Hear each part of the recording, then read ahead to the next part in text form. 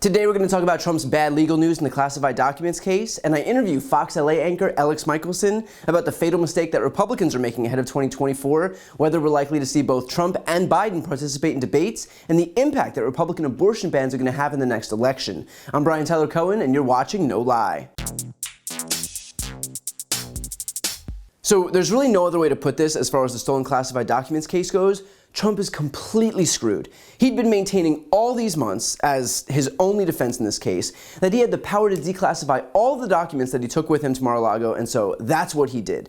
But it turns out, based on reporting, that federal prosecutors now have an audio recording of a summer 2021 meeting in which Trump acknowledges that he had possession of a classified Pentagon document about a potential attack against Iran. And so, what does that tell us? It tells us that whereas he claimed that everything was declassified, he clearly understood and acknowledged that that wasn't the case, considering the document couldn't be both declassified by him and also still classified. And I should note too that even if he hadn't been caught on this recording undermining his defense that he'd already declassified everything, recognize that even that defense is wrong. Despite what he and his lawyer have been telling anyone within earshot, no, Trump didn't have carte blanche to declassify anything in any way he wanted. He had the power as president to begin the process of declassifying most things, but there still is that process that has to be followed.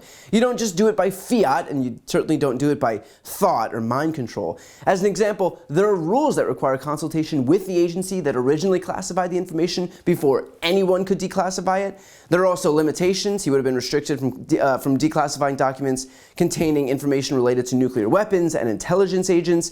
And there's also a rule preventing any government officials who are leaving government service from removing classified information from the government's control or directing that that information be declassified in order to remove it from the agency's control, which seems to be expressly written with Donald Trump in mind. So again, no, he wasn't some all-powerful being for whom no rules applied, although I get how that could be a convenient justification once you're at risk of being indicted.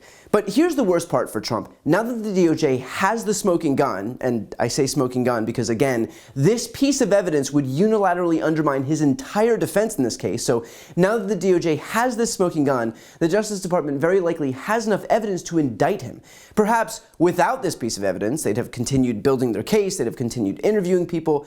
But now, given how clearly this would kill Trump's entire defense, it is likely the DOJ can move forward with an indictment. Now, here's former federal prosecutor Glenn Kirshner during our latest episode of Legal Breakdown on YouTube talking about exactly this point. So here's the thing. When we're involved in long-term investigations, and I did a bunch of them as a career prosecutor, the minute you know you have enough evidence to indict someone, the minute you know you have met that standard of probable cause to indict, every day thereafter, we have to make an assessment. Should we continue to investigate this covertly in the grand jury before we arrest anybody? Or is the danger that this target of the investigation now poses such that we have to move out, indict, arrest, present the target in court, and begin the prosecution? I think when you're talking about compromising national defense information in violation of our nation's espionage laws, particularly information about possible plans the U.S. has to strike a foreign country, Jack Smith has to move out. One of the important reasons is because you charge people to deter others from engaging in similar conduct. And Brian, how can people be expected to keep in confidence our nation's national security information if they see Trump going completely unaccountable for potentially committing the crime of espionage? To see more episodes of Legal Breakdown, make sure to subscribe to this channel. But at this point, there really isn't much of a reason that the investigation should continue any longer. Trump screwed himself with his own words, per usual. Prosecutors have the information they need to very convincingly persuade a jury that Trump committed the crime that they're alleging. And so, while no one's ever lost money betting against the DOJ acting slowly with regard to Trump, it would stand to reason that they could, should, and may very well indict imminently. And again, I can feel you all staring back at me in full Fawny Willis, and I get it. I'm just saying that the facts here lend themselves to a very logical conclusion, and that is an immediate indictment. And of course, that's to say nothing of the impending indictment out of Fulton County, Georgia, out of the DOJ for January 6th, out of the New York AG's probe. We've got the Manhattan DA trial starting in March, so it's going to be a very busy year if you're interested in the accountability for Trump genre, which I think it's safe to say that most people are. Here's a preview of my interview with Alex Michelson. Do you think that Trump has any incentive to actually debate any of those other people? He hinted toward this idea that he may not debate Ron DeSantis in a recent clip. He came out and basically said, we'll see, or maybe not. Maybe there might not even be any reason to get on the debate stage. And so he's obviously introducing or teasing this idea that there may not be an incentive for him because, he is the presumptive nominee as of right now. So do you think that there is an incentive for him to do that? Well, do you think Donald Trump likes being on TV? Yeah, I have some feelings about that. Have you gotten the impression that maybe he enjoys being in front of the camera? He has skipped out on these debates in the past. He skipped out on one. On one, but and he did, and made a big show of it. Made a big show of it, and he ended up doing a town hall, right? On or TV a rally. Yeah. the same time. Yeah. So politically, might it be beneficial for him to not? Maybe, but with that ego, you think he wants to watch all these guys on stage and everybody talking about them and him not be part of the party? Yeah. I mean, he also has great confidence in his ability to be one-upping these guys and be a showman and make them all look small.